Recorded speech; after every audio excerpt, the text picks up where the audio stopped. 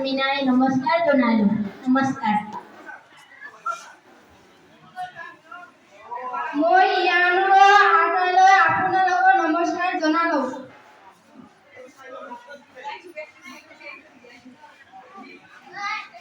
আজি আমাৰ শিক্ষাগুৰুসকল আৰু মৰমৰ দাদা বাইদেউসকল,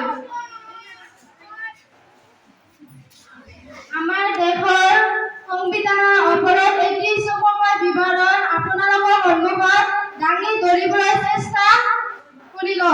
অজানিত হোৱা ভুলৰ বাবে ক্ষমা বিচাৰিলো। আমাৰ প্ৰতিটো ধৰ্মৰ যেনেদৰে এখন ধৰ্মগ্ৰন্থ আছে, ঠিক তেনেদৰে আমাৰ দেশৰো এখন সংবিধান আছে, যিখনে প্ৰতিটো জাতি, ধৰ্ম, বৰ্ণক প্ৰতিনিধিত্ব কৰে। আমি সকলোৱে জানো যে আমাৰ দেশখন ব্ৰিটিছৰ অধীনত আছিল, অৰ্থাৎ আমি পৰাধীনতাৰ শিকলত বান্ধ খাই আছিলোঁ। সময়ৰ পৰিৱৰ্তনত দেশখনে পৰাধীনতাৰ পৰা মুক্ত হ'বলৈ এক বিশাল গণ আন্দোলনৰ সৃষ্টি হ'ল আৰু জাতীয়তাবাদৰ প্ৰবল ধুমুহাই ব্ৰিটিছৰ বুদ্ধি উঠিছিল যে ভাৰতবাসীক আমি স্বাধীনতা দিব লাগিব। কিন্তু ভাৰতবাসীয়ে যাতে ভালদৰে চলিব পাৰে তাৰ বাবে এখন সংবিধানৰ প্ৰয়োজন হ'ব। সেয়েহে 1946 চনত ব্ৰিটিছ চৰকাৰে তেওঁলোকৰ পৰা 3জন মন্ত্ৰীক ভাৰতলৈ পঠালে, যাক আমি কেবিনেট মিছন বুলি জানো। তেওঁলোকে আহি ভাৰতৰ গণ্যমান্য লোকসকলৰ লগত আলোচনা কৰি সংবিধান সভাৰ আয়োজন কৰিলে 1946 চনৰ 9 ডিচেম্বৰত। এই সভাৰ সভাপতি আছিল ডক্টৰ সুচিতানন্দ সিনহা, যাক আমি সংবিধান সভাৰ অস্থায়ী সভাপতি বুলি জানো। আৰু 2 দিন পিছতে আৰু এখন সংবিধান সভাৰ আয়োজন কৰা হৈছিল 1946 চনৰ 11 ডিচেম্বৰত, আৰু সেই সভাৰ সভাপতি আছিল ডক্টৰ ৰাজেন্দ্ৰ প্ৰসাদ, যাক আমি সংবিধান সভাৰ স্থায়ী সভাপতি বুলি জানো। আৰু তেওঁৱে ভাৰতৰ প্ৰথম ৰাষ্ট্ৰপতি পদ অলংকৃত কৰে। এই সংবিধানখন প্ৰস্তুত কৰোঁতে আৰু এখন কমিটি গঠন হৈছিল। এই কমিটিখন আছিল খচৰা কমিটি। এই কমিটিখনৰ সভাপতি আছিল ডক্টৰ ভীমৰাও আম্বেদকাৰ।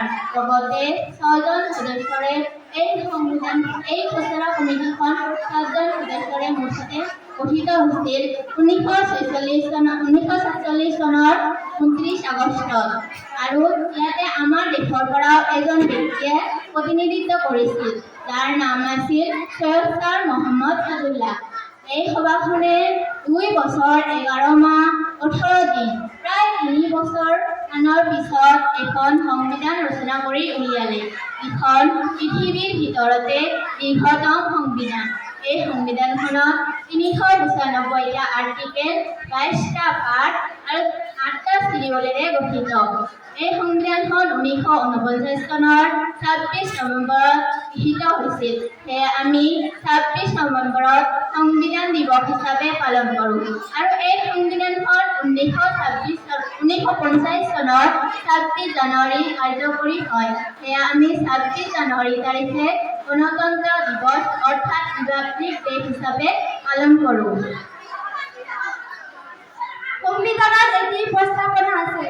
প্ৰস্তাৱনাখনে সংবিধানক প্ৰতিনিধিত্ব কৰে। প্ৰস্তাৱনাটো হ'ল, আমি ভাৰতৰ জনগণক ভাৰতৰ সাৰ্বভৌম সমাজতান্ত্ৰিক ধৰ্মনিৰপেক্ষ গণতান্ত্ৰিক সাধাৰণতন্ত্ৰ ৰূপে গঢ়ি তুলিবলৈ তাৰ প্ৰতিজন নাগৰিকে সামাজিক, অৰ্থনৈতিক, ৰাজনৈতিক আৰু ন্যায়বিচাৰ, শিক্ষা, মত প্ৰকাশ, বিশ্বাস, ধৰ্ম আৰু উপাসনাৰ স্বাধীনতা, সামাজিক প্ৰতিষ্ঠা অৰ্জন আৰু সুযোগৰ সমতা প্ৰতিষ্ঠা, তেওঁলোকৰ সকলৰ মাজত ব্যক্তিৰ মৰ্যাদা আৰু জাতীয় ঐক্য সুনিশ্চিতকৰণৰ ভাতৃত্বভাৱ গঢ়ি উঠে। তাৰ কাৰণে সত্যনিষ্ঠাৰে শপত গ্ৰহণ কৰে। আজি আমাক 26 নৱেম্বৰৰ দ্বাৰা সংবিধানত বিধেয় আৰু নিযুক্ত কৰা হৈছে।